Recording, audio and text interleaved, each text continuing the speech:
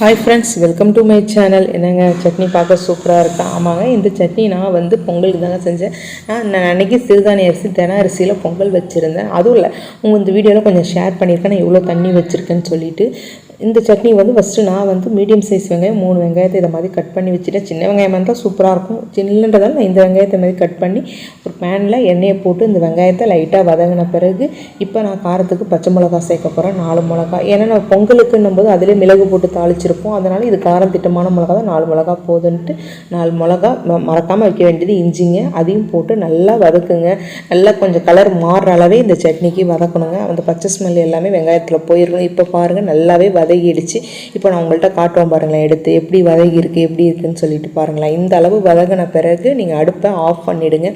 Of பண்ணிவிட்டு இப்போ நான் ஒரு கை அளவு, இப்போ இதுக்கு நான் ஒரு கை அளவுங்க நான் இதில் பொட்டுக்கடலை போட்டுறேங்க. பொட்டுக்கடலையை போட்டு அந்த சூடு இருக்கும்போதே அதில் போட்டுட்டு அதையும் லைட்டாக அந்த சூட்லேயே அதையும் நீங்கள் லைட்டாக வதக்குங்க. ஏன்னா நமக்கு அடுப்பை ஆஃப் பண்ணிட்டு அந்த வெங்காயத்தை பச்சை மிளகாய் சூடில் லைட்டாக அது சூடு ஏறட்டும்.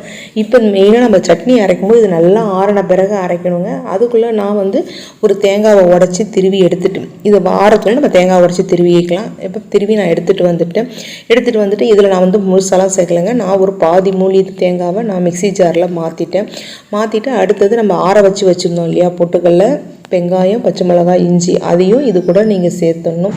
இந்த தேங்காய் சட்னியில் கண்டிப்பாக நீங்கள் பூண்டெல்லாம் போட்டு எதுவும் வதக்கக்கூடாதுங்க. இந்த டைப்பில் செஞ்சாதாங்க ஹோட்டல் ஸ்டைலில் அவ்வளோ சூப்பராக இருக்குங்க.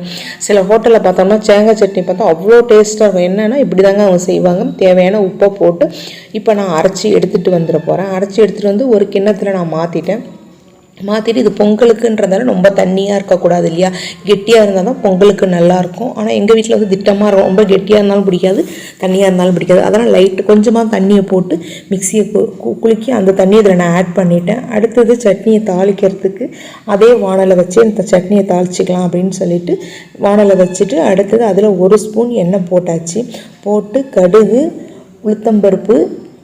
உளுத்தம்பருப்பு போடுங்க. அடுத்து கருவேப்பிலை, பெருங்காயத்தூள் போடுங்க. இது நம்ம வதக்கிட்டு அரைக்கிறோன்றதால நான் ஜீரகம்லாம் போட மாட்டேங்க. நான் இப்போ உங்கள்கிட்ட சொல்லியிருக்கேன், வதக்காமல் அரைக்கிற சட்னிக்கு ஜீரகம் போட்டு தாளிக்கிறது ரொம்ப நல்லதுன்னு. இது பொங்கலுக்குன்றதால கண்டிப்பாக ஜீரகம் போடக்கூடாதுனால நான் போடலை. கருவேப்பிலை, பெருங்காயத்தூள் போட்டு தாளித்து அதில் கொட்டியாச்சுங்க. பொதுவாகவே இந்த மாரி தேங்காய் சட்னி நம்ம அரைச்சோம்னா அவ்வளோ சூப்பராக இருக்குங்க, வயிற்றுக்கு அவ்வளோ நல்லதுங்க. அது பெரியவங்களுக்கு கொலஸ்ட்ரால் அதுன்னு சொன்னாலும் பிள்ளைங்களுக்கு நம்ம அது பண்ணாலும் பிள்ளைங்களுக்கு செஞ்சு கொடுக்கலாங்க. அவ்வளோ ஆரோக்கியமான ஹெல்த்தியானதுங்க. இது எலும்புக்கும் அவ்வளோ உறுதி. நம்ம நினைப்போம் பழத்தில் தான் நிறைய ப்ரோட்டீன் இருக்குது அப்படி அதில் இருக்குன்ட்டு, ஆனால் எல்லாத்த விடமே தேங்காயில் ப்ரோட்டீன் ஜாஸ்தி இருக்குதுங்க. பழ வகையை கம்பேர் பண்ணும்போது தேங்காய் ரொம்பவே இதுவாக இருக்கும். இப்போ அதுக்குள்ளே நான் பாருங்களேன், அன்றைக்கி தென அரிசியில் தாங்க நான் வெண்பொங்கல் வச்சுருந்தேன். பாருங்கள் எப்படி நமக்கு, அதுவும் அன்றைக்கி தம்மில் தான் போட்டிருந்தேன். எப்படி வந்திருக்குன்னு உங்கள்கிட்ட காட்டுறதுக்காக தாங்க. ஏற்கனவே நான் குதிரைவாளியில் போட்டிருந்தேன். அதை பார்க்கும்போது அதுக்கு நான் 1 கிளாஸ்க்கு 4 கிளாஸ் தண்ணி வச்சு பருப்புக்கும் தண்ணி வச்சுருப்பேன். ஆனால் இந்த தென அரிசிக்கு நான் 1 கிளாஸ்க்கு 3 கிளாஸ் தண்ணி வச்சேங்க. பருப்புக்காக 1 கிளாஸ், மொத்தம் 4 கிளாஸ் வச்சேன். கரெக்டாக பதமாக அது நல்ல ரொம்ப டைட்டாகவும் ரொம்ப இலகலாம் இல்லாமல் பதமான நமக்கு தென அரிசி பொங்கல் ரெடியாக இருந்துங்க. அந்த தென அரிசி பொங்கலோட மேலே தேங்காய் சட்னியை ஊற்றி சாப்பிடும்போது அல்டிமேட்டாக சூப்பராக இருந்துச்சுங்க. இதை மாதிரி ஒரு சிறுதானியத்தில் பிள்ளைங்களுக்கு செஞ்சு கொடுத்தா ஹெல்த்தியாக இருக்குங்க. என்னோடய வீடியோ உங்களுக்கு பிடிச்சிருந்தா சப்ஸ்கிரைப் பண்ணுங்கள், பக்கத்தில் இருக்க பெல் ஐக்கானையும் டச் பண்ணுங்கள். தேங்க்ஸ் ஃபார் வாட்சிங்.